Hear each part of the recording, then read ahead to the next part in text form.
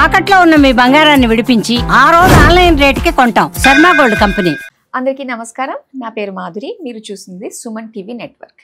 మనలో చాలా మందికి ఏ పని ప్రారంభించాలన్నా ఆ రోజు వారి యొక్క రాశి ఫలితాలు చూసుకుని దాని తగ్గట్టుగా కనుక మనం ప్రయత్నించి చూసామంటే అది సక్సెస్ అవుతుందని అందరూ నమ్ముతూ ఉంటారు. అయితే విశ్వావసునామ సంవత్సరం తర్వాత చైత్రమాసం, మరి చైత్రమాసంలో ఎలా ఉండబోతుంది అనే దానికంటే ప్రతి ఒక్కరికి అర్థమయ్యేటట్టుగా ఇలాగ మాస ఫలితాలు అందరికీ అర్థమవుతాయి కాబట్టి ఇంగ్లీష్ మాస ఫలితాల ప్రకారంగా అంటే ఏప్రిల్ మాసంలో ప్రతి ఒక్క రాశి వారికి అంటే 12 రాశుల వారికి ఎలా ఉండబోతుంది, ఎలాంటి జాగ్రత్తలు తీసుకోవాలి, ఎలాంటి పరిహారాలు చేసుకోవాలి అన్న విషయాలు మనకి తెలియజేయడానికి మనతో పాటు ఉన్నారు ప్రముఖ జ్యోతిష్య పండితులు గురుస్వామి రాజన్ నంబూద్రి గారు. నమస్కారం గురుగారు. నమస్కారం అమ్మా. గురుగారు, ఇక మిథున రాశి వారికి ఈ ఏప్రిల్ మాసం ఎలా ఉండబోతుంది అంటారు? మిథున రాశికి వచ్చేసి లాభము 6, నష్టము 9 ఇక్కడ మనకు కనపడుతుంది.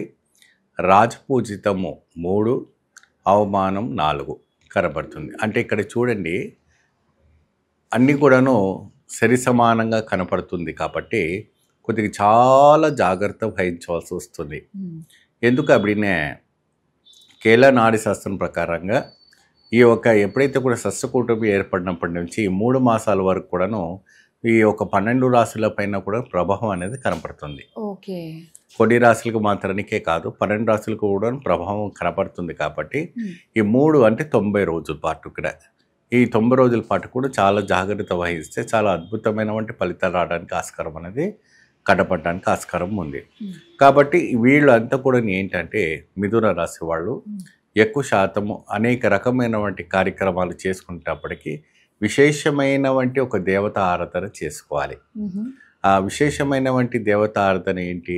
శ్రీ కనకదుర్గాదేవి ఆరాధన. ఈ కనకదుర్గాదేవి ఆరాధన ఏంటంటే, ఎందుకంటే రాహులోనే ప్రత్యేకమైనటువంటి దోషం రవిస్తుంది కాబట్టి కుంభం నుంచి రవిలో ప్రవేశిస్తుంది, అంటే మన మీనరాశిలో ప్రవేశిస్తుంది కదమ్మా. దానివల్ల ది ఎఫెక్ట్ అన్ని రాశుల పైన పడుతుంది. కాబట్టి ఈ రాహుకు ప్రత్యేకమైనటువంటి 3:30 to 4:30 రావుకాలం అంటుంటారు. మీరు విని ఉంటారు, ఎప్పుడు కూడా మంగళవారం నాడు చేస్తుంటారు రావుకాలం అనేసి. ఆ రావుకాలంలో ప్రత్యేకంగా నిమ్మకాయ దీపారాధన చేసుకోవాలి. ఓకే. ఆ నిమ్మ దీపంలో దాంట్లో నూనె అనేది కొంతమంది ఆవు నూనె పెడతారు, కొంతమంది నువ్వుల నూనె పెడతారు, కొంతమంది ప్రత్యేకంగా విప్ప నూనె పెడతారు, కొంతమంది వేరే ఏదైనా కూడా పెడుతుంటారు. కానీ ఇక్కడ ఏంటంటే ప్రత్యేకంగా ఆవు నెయ్యి పెట్టాలి. లేదు మాకు ఆవు నెయ్యి అవైలబుల్గా లేదు அப்படிంటే మీరు ప్రత్యేకమైనటువంటి నువ్వుల నూనె పెట్టి మీరు దీపారాధన చేసుకుంటే చాలా అద్భుతమైనటువంటి ఫలితాలు రావడానికి ఆస్కారం కనపడుతుంది.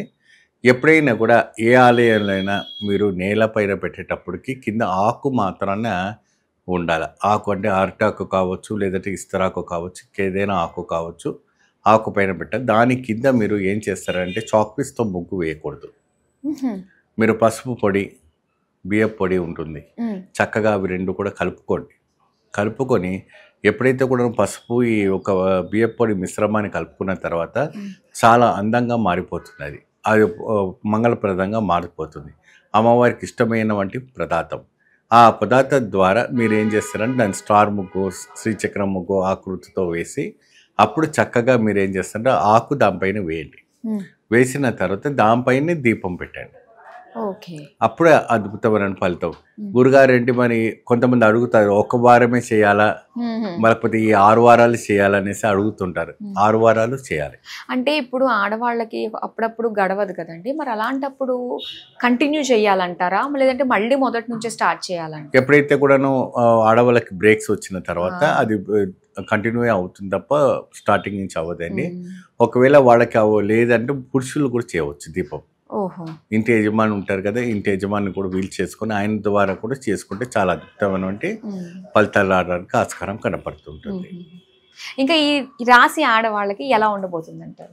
ఈ రాశి ఆడవాళ్ళకి అంతా కూడాను మిథున రాశి వాళ్ళకి విశేషమైనటువంటి ఫలితాలు రావడానికి ప్రోత్సహించడానికి అధికారంగా ఉంటుంది. లేడీస్కి ఎక్కువ శాతము అన్ని రంగాల్లో ఉన్న వాళ్ళు, అంటే ఉద్యోగం రంగంలో కావచ్చు, ఇంట్లో ఉన్న వాళ్ళు కావచ్చు, టైలరింగ్ పనిచేసే వాళ్ళు కావచ్చు, మరి ఇతర రంగంలో ఉన్న వాళ్ళు కావచ్చు, లేదంటే పైలట్ హెలికాప్టర్స్లో ఉన్న వాళ్ళు కావచ్చు, లేదా పాలిటిక్స్లో ఉన్న వాళ్ళు కావచ్చు, సో వీళ్ళకి ఏంటంటే అద్భుతమైనటువంటి వైవిధ్యం, వాక్కు చైతన్యం, ఇంకా నేతరం కావాలంటే కూడా బాగా కలిసి వచ్చేటువంటి యోగం అనేది కనపడుతుంది. వీరు కూడా ప్రత్యేకమైనటువంటి రావుకాల దీపావళి పెట్టుకుంటే మంచి ఫలితం లభిస్తుంది. అలాగే ఇంకా ఎలాంటి పరిహారాలు చేసుకుంటే ఈ 3 నెలల కాలాన్ని గట్టెక్కించేసేయచ్చు అంటారు? ఏమండి, ఏది ఉన్నా ఇప్పుడు రాళ్ళ దెబ్బ మొత్తం తప్పదు. మీరు ఎక్కడ తప్పించుకొని పోవాలనుకున్నా ఆ రాళ్ళ దెబ్బ అనేది తప్పదు. ఆ రాళ్ళకు మనం గురి అవ్వాల్సిందే. కాకపోతే ఏంటంటే ఎక్కువ దెబ్బ తలగకుండా తగ్గించుకోవచ్చు. ఆ నొప్పి నుంచి ఎక్కువ దెబ్బ తలగకుండా తగ్గించుకోవచ్చు. కానీ దాని ఒక ఛాయ, దాని ఒక నీడ అనేది మాత్రం తప్పకుండా పడడానికి అవకాశం ఉంటుంది. సో ఇటువంటి దానిపైన చాలా దృష్టి వహించి మనం ముందు సాగనే చేసుకుంటే అద్భుత ఫలితం లభిస్తుంది. అలాగే ముఖ్యంగా వీళ్ళు దీపంతో పాటుగా ఏ క్షేత్రాన్ని, ఏ దైవాన్ని దర్శించుకుంటే మేలైన ఫలితాలు ఉంటాయండి? ఎక్కువ శాతం వీళ్ళు శక్తిపీఠాన్ని ధరించుకున్నా అనుకోండి, జోగులాంబ దేవి అమ్మవారి దగ్గర ఉండి, లేదంటే అమ్మవారి బ్రహ్మాంబికా దేవి క్షేత్రం ఉండి, ఇటువంటి శక్తిపీఠాలు మనకు దగ్గరగా ఏదైతే ఉన్నా అటువంటి శక్తిపీఠాలు వెళ్ళి దర్శనం చేసుకుంటే అద్భుతమైనటువంటి ఫలితాలు రావడానికి ఆస్కారం ఉంటుంది. మంచి ఫలితం లభిస్తుంది. వీళ్ళకు అన్ని విధాలమైనటువంటి కూడా ఆరోగ్య అష్టైశ్వర్యాలు లభిస్తాయి. ఓకే గురుగారు, మిథున రాశి వారి ఫలితాలు తెలియజేసినందుకు ధన్యవాదాలండి. నమస్తే.